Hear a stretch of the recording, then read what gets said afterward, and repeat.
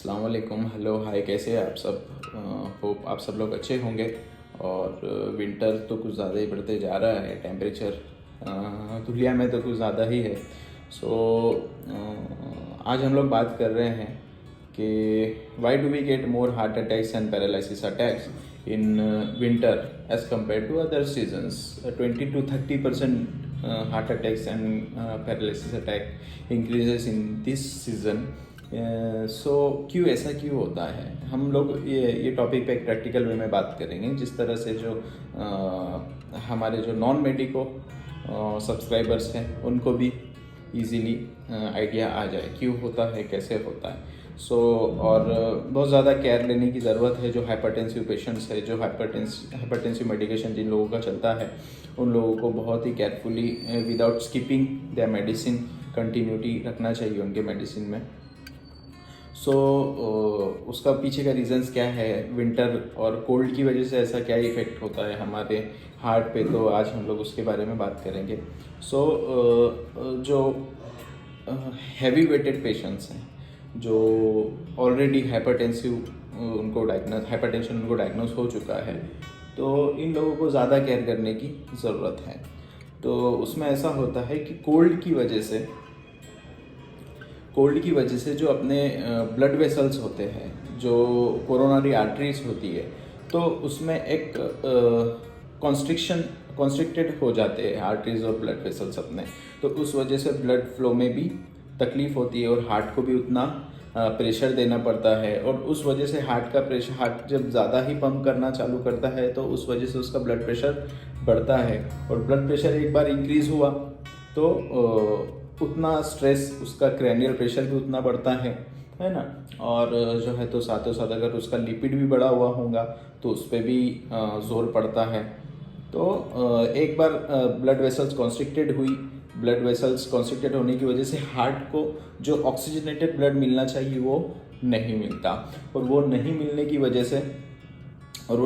की वजह से हार्ट अटैक्स होते हैं, है ना। जो जिस तरह से हमारे हर मसल्स को एक ऑक्सीजन की ज़रूरत होती है, तो हार्ट की भी जो मसल्स होती है उसको भी ऑक्सीजन की ज़रूरत होती है। और तो उसको ऑक्सीजन कहाँ से मिलेगा, वो ऑक्सीजनेटेड ब्लड से मिलेगा ऑक्सीजन, है ना।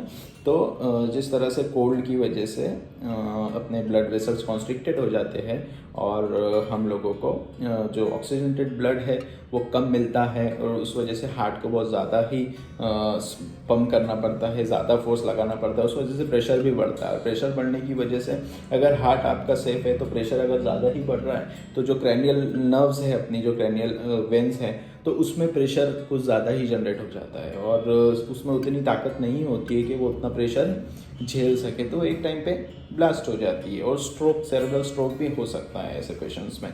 और यही सारी चीज़ें हम लोगों को देखने मिलती है।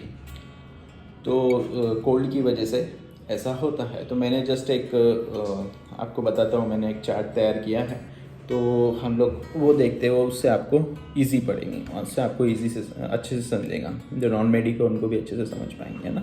चलो हम लोग वो चार्ट देखते हैं। मैंने अपने एक्सरे इस पे बनाया हूँ। एक्सरे व्यूअर बॉक्स पे मैंने लिख दिया हूँ अपने मार्कर से।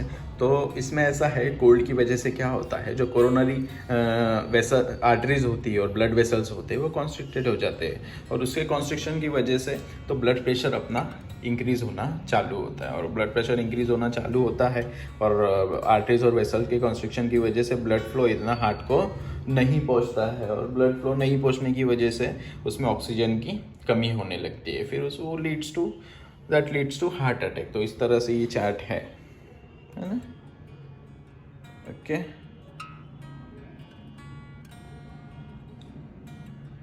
सो इस तरह से ये चार्ट है, आपको समझ आ गया होगा। Cold causes coronary arteries and vessels constricted, elevates the blood pressure, restrictive blood flow to the heart that leads to low oxygen level in the heart and leads to heart attack. Okay, so इस तरह से होता है। और most of the cases, जिस तरह से मैं आपको बताता हूँ कि जैसे हमारे पास पेशेंट आता है, इस तरह से ठंडी के दिनों में हार्ट अटैक के चांसेस बढ़ जाते हैं, जैसे कि हमने देखा। तो हमारे पास ऑन जीपी लेवल आपको इलेक्ट्रोकार्डियोग्राम भी आना चाहिए, इलेक्ट्रोकार्डियोग्राम भी आना चाहिए, जिसकी वजह से आप कोई पेशेंट मिस ना कर दो, है ना, और मिस ना कर दो। और आपके डिसीजन का बहुत ही इम्पोर्टेंस रहता है, क्योंकि आपके डिसीजन पर ही पेशेंट आगे जाता है। हायर सेंटर में आपके डिसीजन पर ही पेशेंट सुकून की सांस लेता है और वो सोचता है नहीं डॉक्टर साहब ने तो हमको ओके बोल दिया है, नहीं चेस्ट पेन हो रहा है, एसिडिटी की वजह से होगा, गैस की वजह से होगा। इस तरह से अगर हमारा कमेंट होता है और उसको या फिर वाकई में हार्ट अटैक है, तो वो एक प्रॉब्लम बन सकती है आपके लिए, क्योंकि पेशेंट एक भरोसे से हमारे पास आता है और हमारा जो कमेंट होता है वो बहुत इंपॉर्टेंस रखता है उनके लिए। ओके, सो हम लोगों को अपने डिसीजन पे बहुत ही श्योर रहना है और हो सके तो इलेक्ट्रो ईसीजी आना चाहिए, और ईसीजी मशीन भी हमारे पास होना बहुत ज़रूरी है ना, बहुत ज़रूरी। क्यों ज़रूरी है? क्योंकि हार्ट अटैक एक ऐसी चीज़ है, जितना जल्दी डायग्नोस हो उतना अच्छा, जितना जल्दी डायग्नोस हो उतना अच्छा। ब्लड प्रेशर करेक्ट लो, मैनुअली लो, हमेशा बीपी आपको मैनुअली ही लेना है, कभी भी वो इलेक्ट्रिक वाला यूज़ नहीं करना है। Manually BP low, accurate BP low और वो एक्यूरेट डिसीजन लो।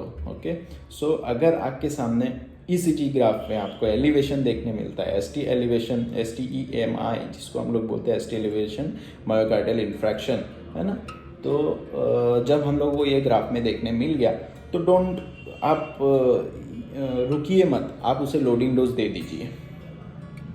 लोडिंग डोज आप उसको दे दीजिए। लोडिंग डोज देने की वजह से क्या होगा, उसका जो उसको अभी फ़िलहाल में अटैक ऑकर हो रहा है, तो वो एक उसको थोड़ा टाइम स्पैन मिल जाता है। ठीक है, अगर वो थ्रोम्बस वहाँ पे जम रहा है तो वहाँ पे भी उसको टाइम थोड़ा सा मिल जाता है, थोड़ा उसमें वो डिज़ोल्व हो जाता है अगर आप लोडिंग डोज दे देते हो तो, है ना। तो लोडिंग डोज क्या है हमारा एक्यूट अटैक का, मायोकार्डियल इन्फेक्शन का लोडिंग डोज ये है कि जो इकोस्प्रिन है, एस्पिरिन 325 mg और क्लोपिडोग्रेल जो है, क्लोपिडैप आता है, वो 300 mg देना है। और जो एट्रोस्टेटिन है, स्टेटिन ड्रग्स है, तो वो हम लोगों को 80 mg देना है। और जो चेस्ट पेन होता है सॉर्बिट्रेट से थोड़ा सा रुक जाता है, तो 5 mg का सॉर्बिट्रेट आपको सबलिंगल देना है। ओके, 5 mg का सॉर्बिट्रेट आपको सबलिंगल देना है। और साथ ही साथ अगर आप दे सको तो लो मोलिकुलर वेट हेपेरिन आपको 0.6 का यूज़ करना है ना। तो इस तरह से एक लोडिंग डोज होता है ना, इस तरह से एक लोडिंग डोज होता है। और वो अगर आपने दे दिया तो उतना टाइम स्पैन हार्ट को मिल जाता है, पेशेंट हॉस्पिटल तक जाए तक तो भी थोड़ा सा सेफ हो जाता है ना। तो इस तरीके से मेडिकेशन हम लोगों को इमरजेंसी करना है, और ये बहुत ही इम्पोर्टेंट है तुरंत डायग्नोस करना। ठीक है, सो हो सके तो ईसीजी मशीन आपके पास होना बहुत ज़रूरी है। और इसी तरह से पैरालिसिस अटैक भी, जो सेरेब्रल हमारी आर्टरीज वेंस होती है वो इतना प्रेशर बर्दाश्त नहीं कर पाती है, उस वजह से उसमें स्ट्रोक बैठता है, नस ब्लास्ट होती है।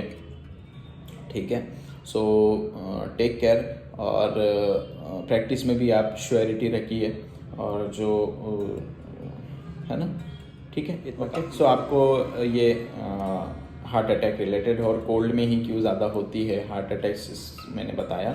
आपको कैसा लगा आप बताइए, और हो सके तो नेक्स्ट मेडिकल ब्लॉग आपको किस टॉपिक पर चाहिए आप मुझे कमेंट में बता सकते हो। Okay, thank you.